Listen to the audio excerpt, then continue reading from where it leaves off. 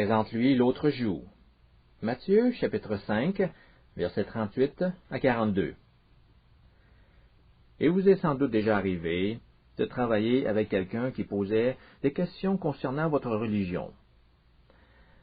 Pour ma part, je me souviens de cette conversation avec un collègue de travail.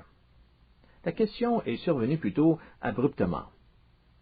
Nous parlions de tout et de rien, quand tout à coup, il me demanda, avec un ton qui trahissait une certaine curiosité, « Au fait, quelle est ta religion? » Il pensait que j'étais probablement de conviction bouddhiste, ou d'une quelconque religion asiatique, puisque je suis de descendance chinoise. Quelle ne fut pas sa surprise de m'entendre dire que je suis chrétien. Cette question m'a permis de lui expliquer mes croyances religieuses. Cet homme, comme tout Québécois de souche française de son âge, a grandi dans une société où l'influence de l'Église catholique se faisait sentir à tous les niveaux. La Bible ne lui était donc pas étrangère. Après avoir écouté mes explications, il fit le commentaire qu'il avait cessé depuis longtemps de croire à la Bible. Il me dit, « Il y a beaucoup de choses dans la Bible avec lesquelles je suis en total désaccord. Prends par exemple l'incident où Jésus dit, « Si quelqu'un te frappe au visage, alors tu lui montres ton autre joue. » C'est tout à fait ridicule. Il n'y a personne qui va se laisser battre comme cela. Avec ces genres de commandements, comment veux-tu que je prenne la Bible au sérieux? Ce collègue tentait ainsi de m'expliquer ce qui, à ses yeux, enlevait toute crédibilité à la Bible. Il ne croyait pas à la Bible, parce qu'on y retrouve trop de ces instructions qui ne font pas de sens. Comment répondriez-vous à cette personne? A-t-il raison de dire que Jésus enseigne une éthique tout à fait déraisonnable et qui frise l'absurde? C'est ce que nous allons voir. Dans cette leçon, nous allons nous pencher sur ce passage que l'on retrouve au cœur du sermon que Jésus a prononcé sur la montagne. Il s'agit de Matthieu, chapitre 5, verset 39. « Mais moi, je vous dis de ne pas résister aux méchants. Si quelqu'un te frappe sur la joue droite, tends-lui l'autre. » La société nord-américaine dans laquelle je vis connaît bien ce verset. Presque tout le monde l'a entendu citer au moins une fois à un moment donné. On doit reconnaître le caractère plutôt choquant de cette déclaration. Elle attire l'attention et on s'en souvient pour longtemps, même si on ne l'a entendu qu'une seule fois. Quel est le message de Jésus à travers ces provocantes paroles? Comment devons-nous interpréter un tel passage? Jésus nous demande-t-il vraiment de présenter à nouveau notre joue devant la personne qui vient tout juste de nous frapper? Y a-t-il une manière de comprendre cette phrase autrement? J'ai déjà fait cette remarque à plusieurs reprises dans le passé. Toute étude d'un passage biblique débute en considérant le contexte dans lequel il est décrit. On ne peut pas sauter par-dessus cette règle, sans risquer de commettre des erreurs d'interprétation. Cette déclaration de Jésus, nous devons chercher à la connaître et à la comprendre à l'intérieur du contexte dans lequel elle a été dit. Nous devons tenir compte de ce que Jésus a dit avant et après ce verset. Tenter de se faire une opinion hâtive de Matthieu 5,39 sans prendre en considération le contexte ne peut que vous conduire en erreur. Alors lisons ce verset dans son contexte immédiat. Matthieu, chapitre 5, versets 38 à 42. Vous avez entendu qu'il a été dit, œil pour œil, dent pour dent. Mais moi, je vous dis, de ne pas résister aux méchants. Si quelqu'un te frappe sur la joue droite, tends-lui aussi l'autre. Si quelqu'un veut te traîner en justice et prendre ta tunique, laisse-lui encore ton manteau. Si quelqu'un te force à faire 1 000, fais-en 2 avec lui. Donne à celui qui te demande, et ne te détourne pas de celui qui veut emprunter de toi. Si vous avez eu l'occasion de lire certains commentaires bibliques concernant ce passage, vous aurez sans doute remarqué que ces ouvrages généralement traitent surtout de la question des représailles. Le chrétien ne doit pas user de représailles contre quelqu'un. Autrement dit, il ne doit pas chercher à se venger si on lui fait du mal. Je me joins à ces commentateurs pour dire la même chose. Cependant, j'ajouterai l'observation suivante. Il me semble qu'il y a d'autres aspects qui se dégagent de ce passage. Et ce que je veux dire, c'est que le Seigneur Jésus ne nous demande pas que de faire preuve de retenue lorsqu'on nous attaque. Son commandement ne se limite pas qu'à l'attitude plutôt passive de se retenir d'exercer sa vengeance sur quelqu'un. Il me semble qu'il y a un côté actif dans ses propos. Jésus nous demande de faire quelque chose et non pas de nous retenir de faire quelque chose. Si Jésus voulait seulement nous enseigner qu'il ne faut pas se venger, alors il aurait été plus facile et plus simple pour lui de dire « Si quelqu'un te frappe sur la joue, ne le frappe pas, ne riposte pas. » Mais ce n'est pas exactement ce que Jésus a dit. Certes, il nous demande de ne pas répliquer, mais il nous demande aussi de faire quelque chose. Si quelqu'un te frappe sur la joue droite, tends-lui l'autre. Voilà qui est plus exigeant que de se contenir et de ne rien faire. Ne trouvez-vous pas? Tout en gardant votre sang-froid, vous devez présenter votre joue gauche. Il y a une signification spirituelle à l'action de présenter l'autre joue, et je vais vous la faire découvrir dans cette leçon. Commençons d'abord par quelques points d'ordre technique. Je dois souligner ces détails afin de rendre plus précise notre compréhension de ce passage. Prenez note de cette observation. Jésus dit, « Si quelqu'un te frappe sur la joue droite, » il ne s'agit pas de n'importe quelle joue. Jésus prend la peine de mentionner qu'il s'agit de la joue droite. Voilà un détail qui mérite une attention particulière. Plus vous étudiez la parole de Dieu, plus vous vous apercevez que chaque mot a son importance dans la Bible. Considérons la situation suivante. Supposons que vous faites face à une personne. Vous décidez de lui assonner un coup sur la joue droite. La plupart des gens sont droitiers et vont frapper avec la main droite. Or, la seule façon d'atteindre la joue droite de quelqu'un en utilisant la main droite, c'est de frapper du revers de la main. Essayez de le faire en imaginant quelqu'un devant vous. Si vous essayez d'utiliser la paume de la main droite, vous allez vous rendre compte que vous devez faire un geste très peu naturel, forçant un mouvement que l'on pourrait qualifier de maladroit.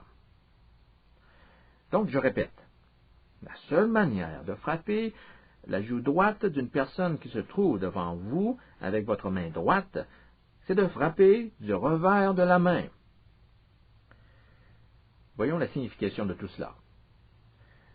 Il faut comprendre que frapper quelqu'un du revers de la main constituait une très grande insulte. C'est tout comme si on lui affligeait une avanie.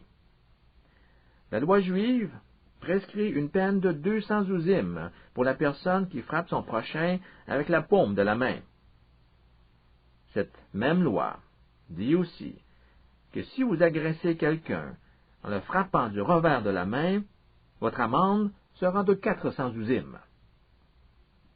Ces chiffres montrent que la gravité de l'offense dépendait de la façon dont on frappait.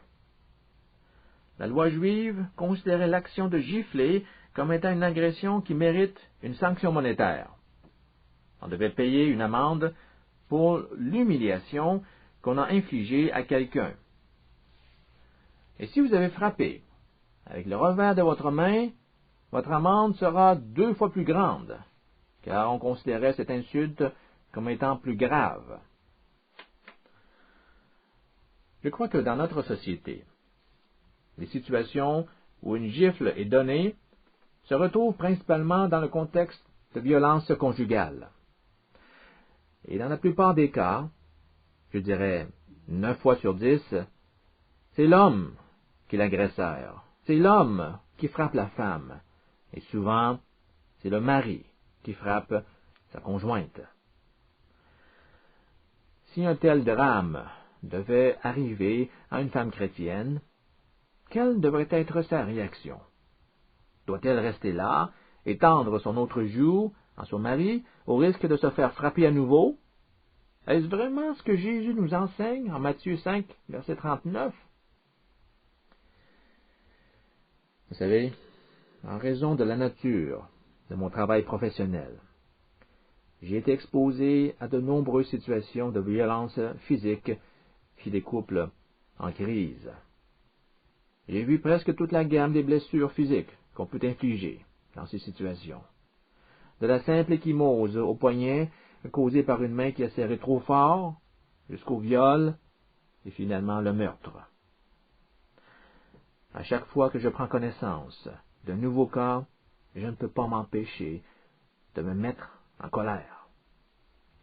Et je ne pense pas que Matthieu 5,39 nous demande de rester sur les lieux où il y a violence, et encore moins de provoquer l'agresseur en lui présentant l'autre joue.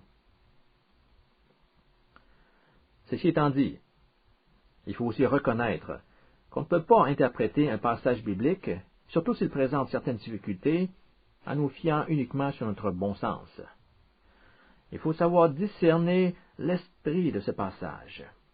Il faut demander à l'Esprit Saint de nous aider à pénétrer dans la pensée de Dieu. Ce passage débute avec la phrase « Vous avez entendu qu'il a été dit œil pour œil et dent pour dent ». Ce principe universel de justice, œil pour œil et dent pour dent, est mentionné dans la loi de Moïse, dans l'Exode, dans le Lévitique et dans le Deutéronome. Dans toute société qui respecte ses membres, la justice doit être présente. Si vous avez rendu quelqu'un aveugle, alors vous devez perdre également la vue. Si vous avez coupé la main d'une personne, alors on devra vous couper la main aussi. Si vous tuez quelqu'un, alors vous devrez payer par la perte de votre vie. La justice repose sur le principe de l'équité et exige un juste châtiment. La punition doit refléter la gravité du crime. Vie pour vie, œil pour œil, dent pour dent, main pour main, pied pour pied, brûlure pour brûlure, blessure pour blessure, plaie pour plaie. Ce principe de justice constitue la base de la loi. Elle est appliquée concrètement à chaque fois qu'on prononce la sentence dans les cas où il y a un verdict de culpabilité. En matière de justice, on ne parle pas de pardon. Ou bien vous êtes coupable, ou bien vous êtes acquitté. Il n'y a pas de place pour demander pardon au juge en lui promettant que vous ne recommencerez plus. Il s'est produit récemment dans notre province une situation où un jeune individu de 18 ans, conduisant une voiture avec des facultés affaiblies par l'alcool, a eu un accident qui a entraîné la mort de tous les passagers. Il était le seul survivant. Son corps a été porté en justice. Mais avant même que les procédures judiciaires ne débutent, toutes les familles des victimes, par pitié pour l'accusé, qu'elles connaissaient très bien, ont demandé la clémence pour ce jeune homme. Ils ont fait une requête pour que cesse toute accusation. La réponse de la justice, de la Cour de justice dans tout cela? La justice doit poursuivre son cours. Un procès doit avoir lieu, même si toutes les familles des victimes étaient disposées à pardonner inconditionnellement l'accusé avant le début des audiences. Vous avez commis une faute? La justice exige que vous en payiez les dommages sur le principe du juste châtiment. Évidemment, on n'applique pas ce principe à la lettre. Cela ne se faisait même pas dans l'Ancien Testament. Vous n'allez pas perdre une dent comme punition parce que vous avez fait perdre une dent à la personne que vous avez frappée. La sanction se présente le plus souvent sous la forme d'une amende que vous devez payer. Le montant est déterminé en proportion avec la gravité des dommages infligés à la victime. C'est de cette manière que l'on fait régner la justice. La loi a pour raison d'être le contrôle du péché. Elle reconnaît la propension de l'homme à commettre le mal. L'homme est pécheur. La société en général présente cette tendance. C'est pour assurer l'ordre public que le gouvernement vote des lois et les fait respecter. Sans la loi, les forces du mal risquent de conduire la société dans un chaos infernal. Essayez d'imaginer, pour un instant, un monde où il n'existe aucun système pour faire exercer la justice. Supposons que pour les 7 prochains jours, on suspend toutes les lois. Peu importe les actions que vous commettez, vous n'êtes soumis à aucune loi. Vous avez pleine liberté de faire tout ce que vous voulez, et vous avez la garantie qu'aucune sanction ne peut s'appliquer contre vous. Je n'ose pas penser au mal que l'homme peut faire, quand les restrictions de la loi ne sont plus là pour protéger le public contre les malfaiteurs. La nature humaine étant ce qu'elle est, si on lui en donne l'occasion, peut se revêtir de caractère presque bestial. Donc, la loi est nécessaire dans toute société afin de contrôler les ravages du péché. Mais en quoi cette constatation se rapportait-elle à l'instruction de présenter l'autre joue à son agresseur? Voilà une bonne question qui nous oblige à suivre fidèlement la pensée de Jésus. Pour comprendre ce principe, ou ce passage, il faut saisir le principe spirituel suivant. Il y a une énorme différence entre le raisonnement humain et le raisonnement divin. L'homme pense d'une manière, mais Dieu a aussi sa façon de penser, et elle peut parfois nous surprendre, parce qu'elle est tellement différente de celle de l'homme. Nous lisons en Ésaïe 55, versets 8 et 9, « Car mes pensées ne sont pas vos pensées, et vos voix ne sont pas mes voix, dit l'Éternel. Autant les cieux sont élevés au-dessus de la terre, autant mes voix sont élevées au-dessus de vos voix, et mes pensées au-dessus de vos pensées. » Et lorsque nous étudions ce passage en Matthieu 5, 38 et suivant, nous pouvons déceler deux façons de penser. La première provient de la terre, la seconde vient des cieux. La pensée charnelle est celle qui semble raisonnable aux yeux de l'homme naturel. Elle pourrait se décrire ainsi. Si chaque être humain, c'est-à-dire chaque être humain possède des droits, et il faut s'assurer que ces droits soient respectés. La loi est justement là pour protéger les intérêts de l'individu au niveau de ses droits personnels. Jusque-là, le raisonnement est parfait. Et voilà que l'aspect charnel du raisonnement humain fait son apparition. Si quelqu'un viole vos droits, si on vous cause un dommage, alors vous êtes en droit de faire de même à l'endroit de la personne qui vous a causé du tort. Œil pour œil, dent pour dent, n'est-ce pas? Si quelqu'un me fait du mal, alors j'ai le droit de lui rendre l'appareil. L'homme charnel raisonne de cette façon. Mais ce n'est pas la seule option. Il y a une autre façon de raisonner. une façon qui tient compte de l'aspect spirituel de la vie. En Romains chapitre 12, verset 2, Paul dit, « Ne vous conformez pas au monde présent, c'est-à-dire à la pensée de ce monde, mais soyez transformés par le renouvellement de l'intelligence. » Le chrétien est une personne dont la mentalité a subi une transformation profonde. Dieu a donné à ses pensées une nouvelle orientation. Et dans ce passage du Sermon sur la montagne, le Seigneur Jésus nous montre en quoi notre façon de penser a changé depuis qu'il a transformé notre vie. Regardez ce passage à nouveau. Si quelqu'un te frappe, donne-lui l'autre joue. Si quelqu'un prend ta tunique, donne-lui même ton manteau.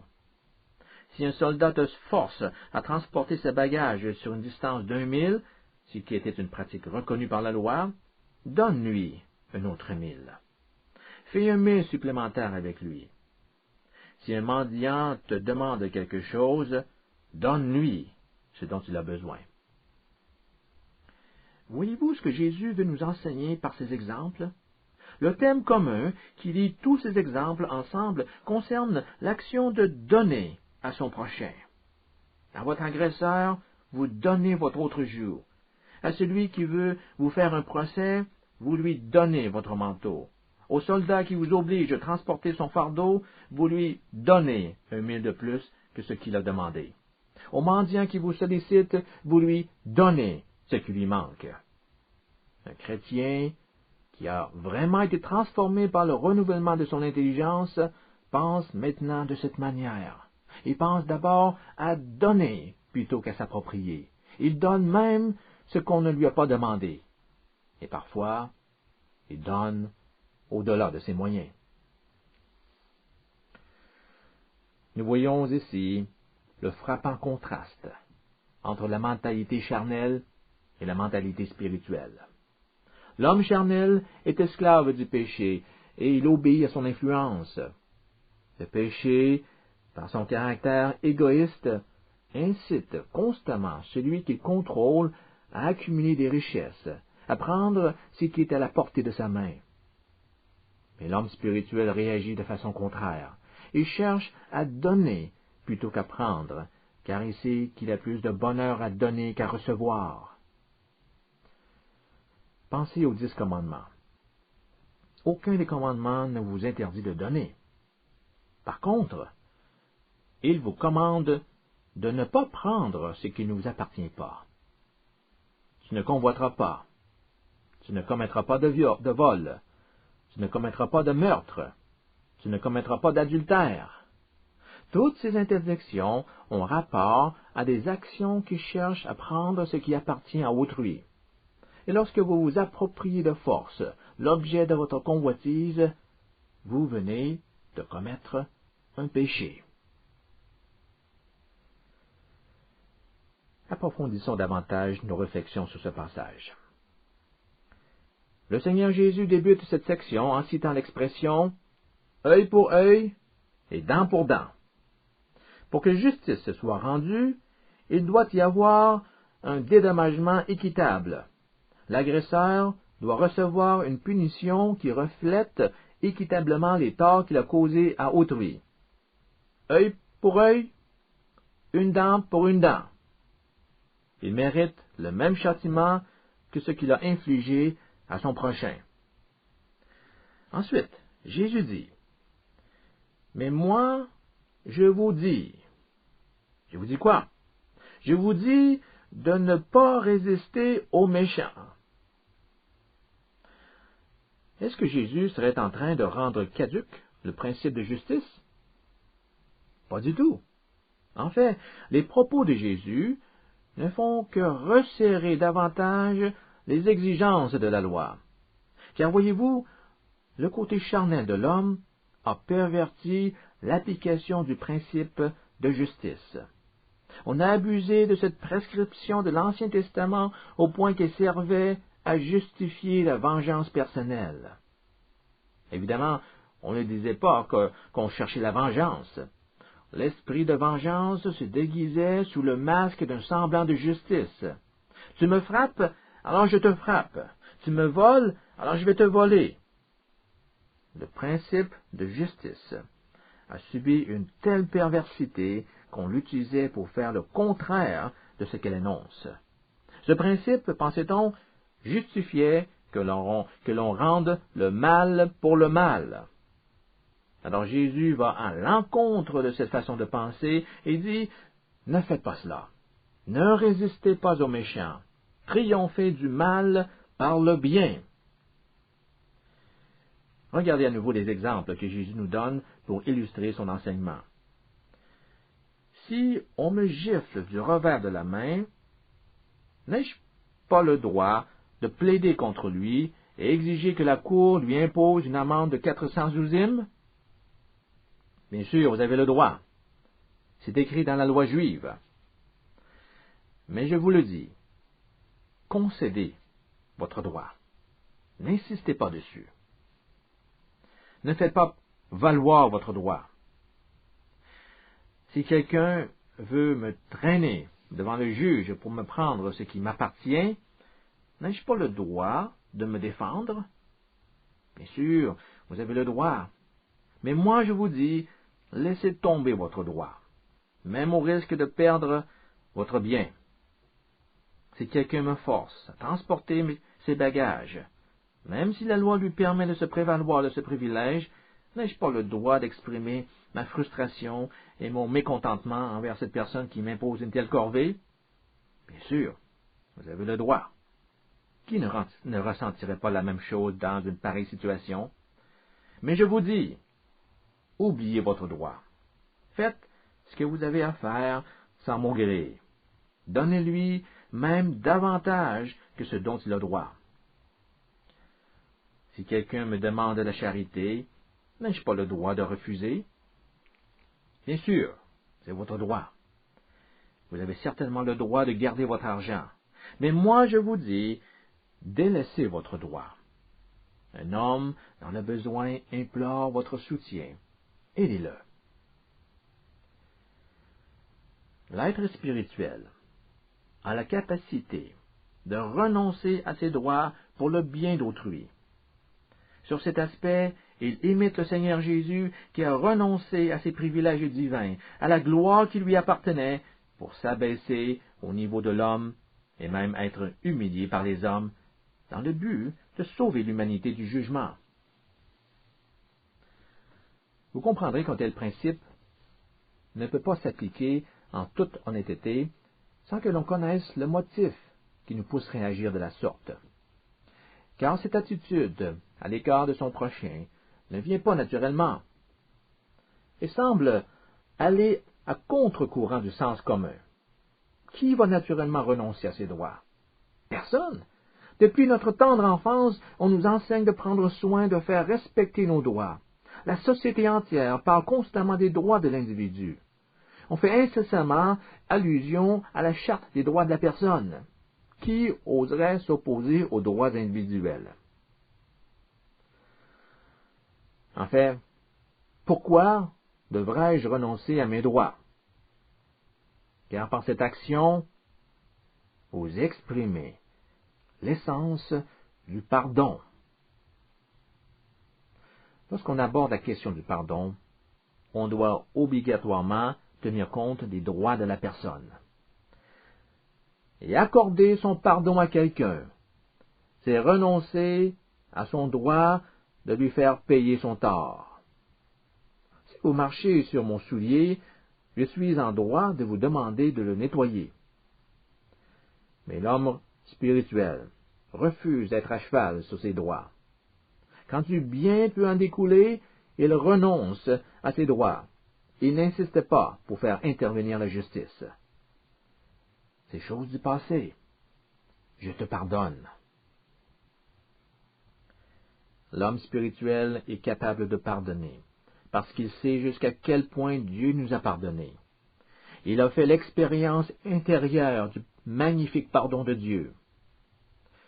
Si Dieu exigeait maintenant que ses droits soient respectés, vous rendez-vous compte que l'existence de l'homme viendrait de prendre fin.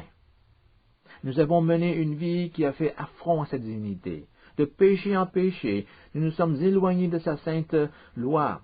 Nous avons insulté la gloire qui lui revient.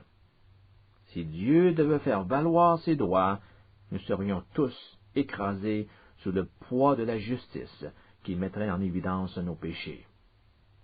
Mais par la grâce et la miséricorde de Dieu, nous avons l'occasion de racheter nos fautes. Et il nous a pardonnés, et c'est pourquoi nous devons aussi faire de même. Paul écrit en Colossiens chapitre 3, verset 13, « Comme aussi le Christ vous a pardonné, vous aussi faites de même. » Comment pouvons-nous oser insister sur nos droits quand Dieu a effacé notre dette spirituelle envers lui? Rappelez-vous que le péché se caractérise par l'inclinaison égoïste à s'emparer de tout pour soi. Et votre dette spirituelle s'accumulait au fur et à mesure que vous permettiez à cette tendance d'avoir une mainmise sur vous. Mais un jour, vous vous êtes repenti de vos fautes, et Dieu vous a pardonné en effaçant votre dette. L'homme spirituel n'insiste pas sur ses droits. Il sait jusqu'à quel point Dieu a été bon pour lui, et il veut accorder la même faveur à ceux qui lui ont causé du tort.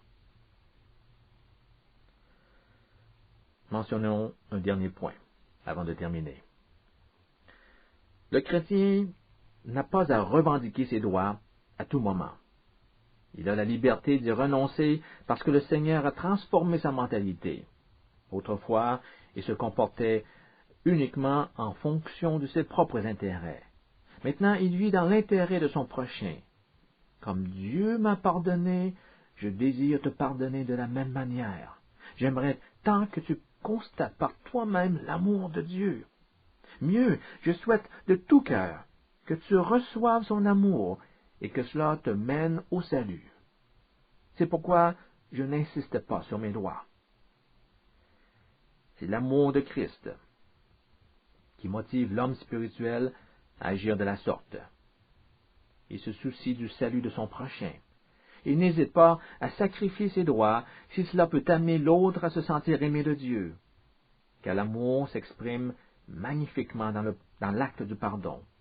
Et l'amour constituera toujours l'instrument de choix pour révéler le salut de Dieu pour les hommes. C'est par votre vie et votre conduite que les hommes peuvent constater le changement de votre attitude intérieure. Ils peuvent voir l'œuvre de Dieu dans votre caractère. Si on vous gifle et qu'en réaction vous répondez en frappant à votre tour votre agresseur, il n'est rien qui vous distingue du reste de la société. Dieu n'a pas à intervenir pour qu'un homme réagisse de la sorte. Il est dans la nature humaine que de chercher à riposter.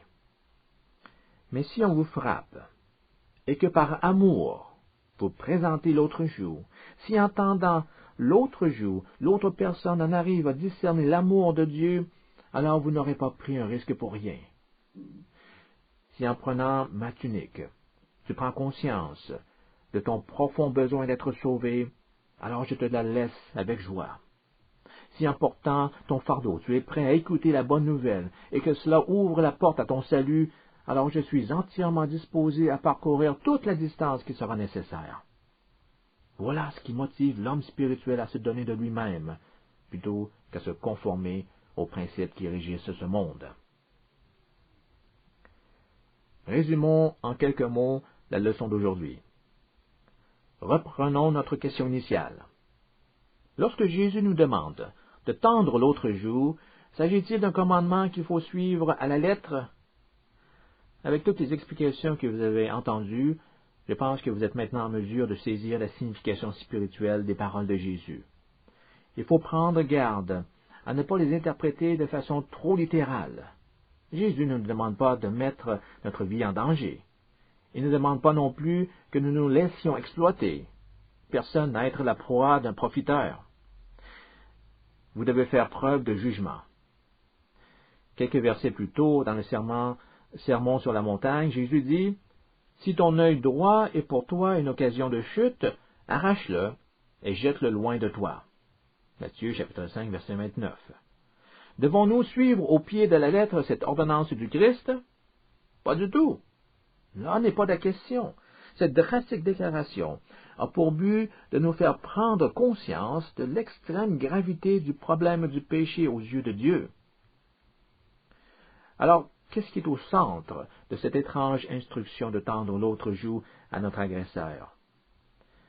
Lorsque nous lisons le verset dans son contexte, nous découvrons une mentalité transformée par la puissance de Dieu.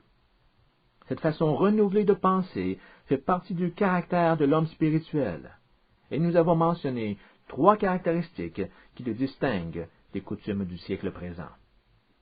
Premièrement, l'homme spirituel a compris que le péché est égocentrique, et que l'homme naturel, vivant sous la domination du péché, est un être égoïste.